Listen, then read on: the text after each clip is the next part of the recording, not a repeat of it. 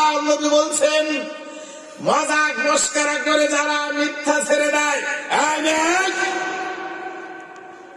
তাকাও, কলেজের কথা বলে বাড়ি থেকে বের হয়েছ, বাবার কাছ থেকে টাকা নিয়েছ, কিন্তু কলেজের নাম নিয়ে মুজিবনগরের পার্কে ঘুরতে গিয়েছ, আছে না নাই? যুবক ভাই, তোমার দুটি হাত ধরে বলি, তুমি মাদ্রাসা, হাই স্কুল, কলেজের কথা বলে বাড়ি থেকে বের হয়ে দেখো তো তুমি কি আসলে কলেজে গিয়েছ না অন্য কোথাও গিয়েছ? হুঁশিয়ার, সাবধান, মিথ্যা সকল পাপের মাথা। আল্লাহ নবী বলছেন, মিথ্যা যদি কেউ ছেড়ে দেয় জান্নাতে বালাখানা হয়ে যায়। মিথ্যা ছাড়ে যারা জান্নাতে বালাখানা পাবে তারা। আজকে টাকা ইনকাম করার জন্য করে মানুষ মিথ্যা বলে, কি বলে না? আরে ভাইজান, কি বলবো, দুঃখের কথা, বাংলাদেশে মিথ্যা টাকা কামাইয়ের জন্য করে মিথ্যা সাক্ষী দিয়ে বহু ভালো মানুষগুলোকে জেলখানায় বন্দী করা হয়েছে, কি হয় নাই?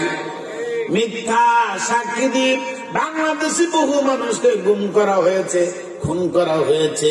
মিথ্যা কথা বলে বহু মানুষ অন্যায় ভাবে মানুষের সম্পদ কেড়ে নিয়েছে, আছে না নাই?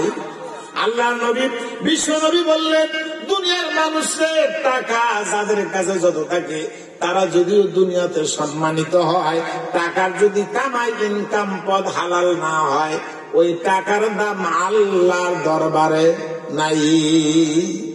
এদিকে তাকান তো, সহিহ বুখারী হাদিস নম্বর 5196। আল্লাহর নবী, বিশ্ব নবী বলছেন, আমি জান্নাতের দরজায় দাঁড়াইলাম, কুনতু আলা বাবিল জান্নাতে, আমি জান্নাতের দরজায় দাঁড়াইলাম, তাকিয়ে দেখি হাজার হাজার লক্ষ লক্ষ মানুষ দলে দলে জান্নাতে ঢুকতেছে। ওরা আর কেউ নয় গো, ওরা যে সব গরিব আর মিসকিন। সত্য করে বলেন তো, আজকে মেহেরপুরের এই তেতুলিয়া বাড়ি সালাফিয়া মাদ্রাসার মাঠে প্যান্ডেলে যত মানুষ বসে আছেন, একজন মন্ত্রী বসে আছে নাকি? এমপি বসে আছে? চেয়ারম্যান আছেন কি? মেম্বার দুই একজন থাকতেও পারে, মানে মেম্বার হচ্ছে সব নিচের পদ, তাই না গ্রামে?